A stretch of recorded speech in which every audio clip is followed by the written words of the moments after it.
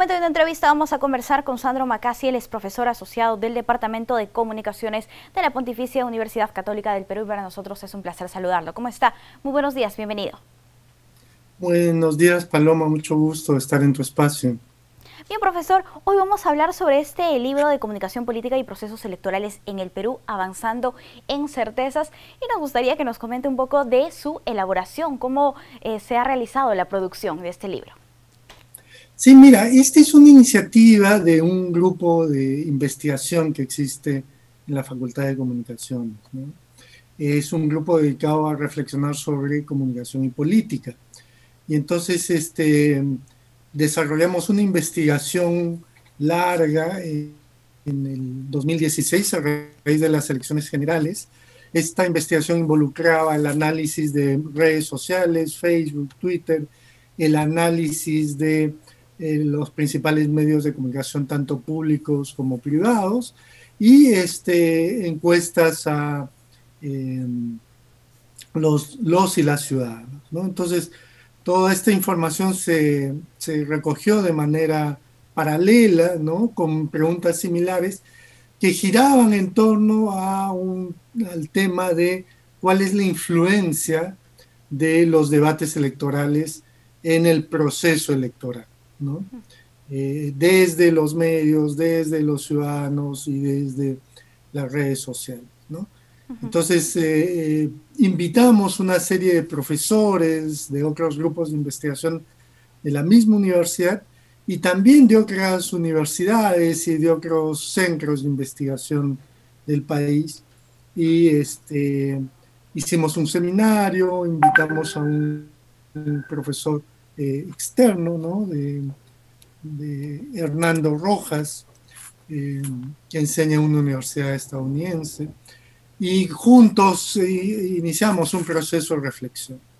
Y el libro del cual vamos a hablar hoy día da cuenta de de estas reflexiones. Lo que tienen en común estos estudios son que se trata de análisis empíricos, ¿no? Bien. Análisis en base a información cuantitativa sobre todo. Bien, profesor, ahora vamos a hablar un poco del contenido de estos libros y nos gustaría que nos comente, que nos dé alguna idea de qué manera la tecnología de la comunicación ha cambiado la impronta política de los ciudadanos, partidos políticos y también de los líderes que tenemos actualmente en nuestro país. Sí, mire, esta es una reflexión que, digamos, no tiene una fecha exacta de inicio, pero ha sido un proceso de cambio progresivo, ¿no? Yo recuerdo un momento, un texto que se hablaba de la videopolítica, ¿no? Y entonces marcaba la importancia de la televisión en los procesos políticos. Y con la implosión de las nuevas tecnologías, digamos que este proceso de mediatización, es decir, de la importancia de otros agentes comunicativos mediadores en los procesos políticos entre gobernantes y líderes y ciudadanos, se ha agudizado, ¿no? Se ha excremado. Entonces, con WhatsApp, con Facebook, Twitter y toda esta enorme cantidad de plataformas de interacción social, ¿no? Digital, este, ha cambiado el escenario. Sin embargo, las herramientas conceptuales con las que miramos estos procesos políticos y en particular los electorales siguen siendo las mismas herramientas del siglo pasado. Sí, seguimos pensando que los partidos políticos deben fortalecerse, que los partidos políticos deben tener militantes, que la relación debe formar cuadros en esta relación, que debe haber primarias, en fin, todo el andamiaje de cómo se construye un proceso político sigue pensando en o teniendo como referente el partido de masas de los años 30. Y lo que, digamos, plantea el libro a rasgos generales es que esa forma de pensar la política ya no va, ¿no? Necesitamos otras herramientas conceptuales, otros acercamientos que den cuenta de de esta nueva ecología, ¿no? Así es. Bien, usted menciona una frase, la política se ha ido debilitando. ¿A qué se refiere con esto? ¿En qué aspecto se habría debilitado? O sea, en el caso peruano pues, es un caso paradigmático, ¿no? Lo vivimos cada semana con los escándalos y problemas y crisis, ¿no? Pero si lo vemos en perspectiva comparada, el caso peruano fue uno de los primeros donde el sistema de partidos colapsó.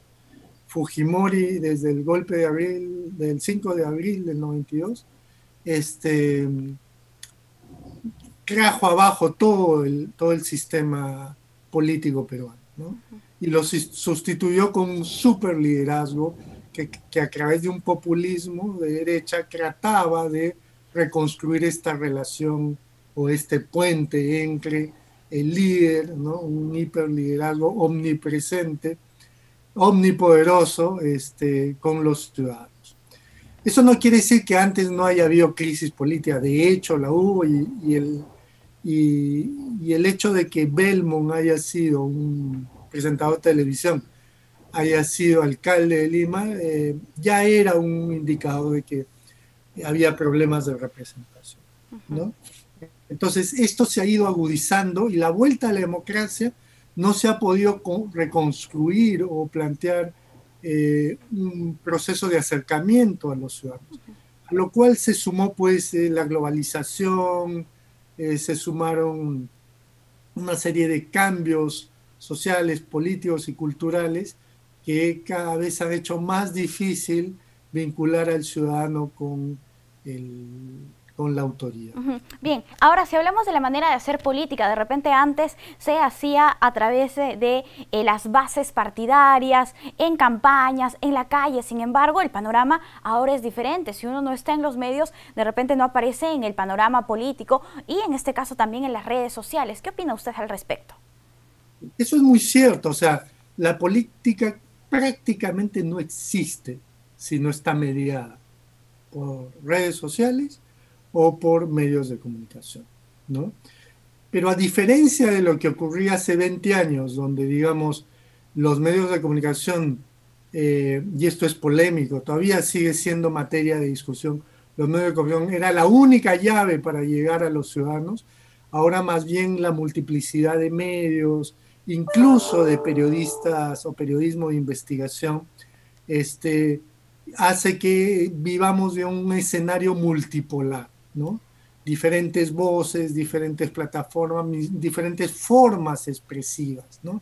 Entonces un político pues tiene que transmutarse todo el tiempo y saber manejarse en redes, saber manejarse en radio, que es diferente a cómo se maneja en televisión, y cómo se puede manejar en la calle, ¿no? Un pequeño error en alguno de estos escenarios le puede costar la candidatura, como sucedió con el famoso caso del chicharrón, ¿no es cierto? Entonces, el escenario es más complejo y requiere de diseños electorales, de campañas electorales más complejas, ¿no? Y ahí es donde creo que es necesario cambiar el chip con el cual estamos pensando la política, ¿no? Porque se piensa, ahora más que nunca se piensa que la política es llegar al poder, y que para eso es suficiente una campaña tipo norteamericana, basada en los atributos y características construidas del candidato, pero ya vemos que las vacancias y la poca legitimidad que tienen los gobiernos últimamente arrojan una serie de cuestionamientos hacia el modelo de acceso al poder sin bases, ¿no? Bien, profesor Macasi, nosotros vamos a encontrar toda esta información dentro del libro y nos gustaría saber que nos dé algunos detalles de cómo vamos a poder obtenerlo a aquellos ciudadanos que estén interesados y que seguramente nos están viendo a través de la señal de JNTV.